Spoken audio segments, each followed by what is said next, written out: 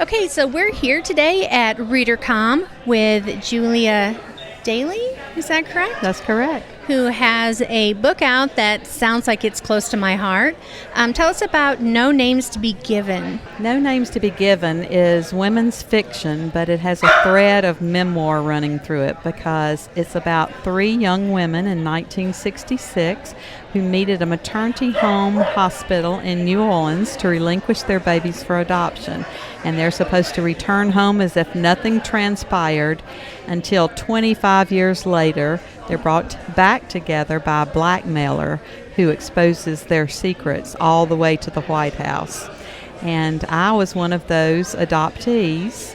I was born in a maternity home in New Orleans, and I was given up for adoption. So it has my story running through it. I've read other books about adoptions that took place back in history, I'm going to say, because I think the book that I read was a little bit earlier in history than this one. But they didn't have a lot of regulations back then.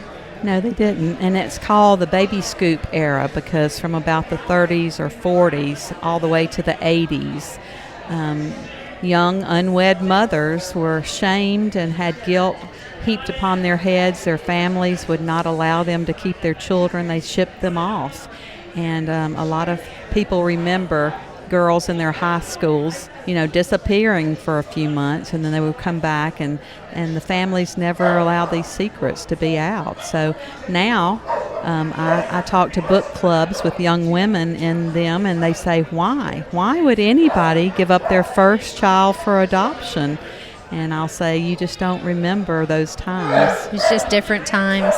But you also have another book that I wanted to talk about that you have here today at ReaderCon, and it's called Fifth Daughter of Thorn Ranch. So just really, really quickly tell us about this book. When we moved to Texas, I became enamored with the large generational ranches in Texas. And then I went to Mesa Verde National Park in Colorado and saw those beautiful ruins by an ancient tribe. And so I combined the two. I said, well, if they left Colorado, they could have come to Texas. So this is the female heiress to the largest ranch in Texas who stumbles upon an ancient people living on her property. Wow, that's great. And I love that all of these are very female empowering. We love books like that. It was really nice to meet you, and I'm definitely going to check out your book. And your name again is Julia Daly, so check her out. She sounds interesting. Thank you. Thank you.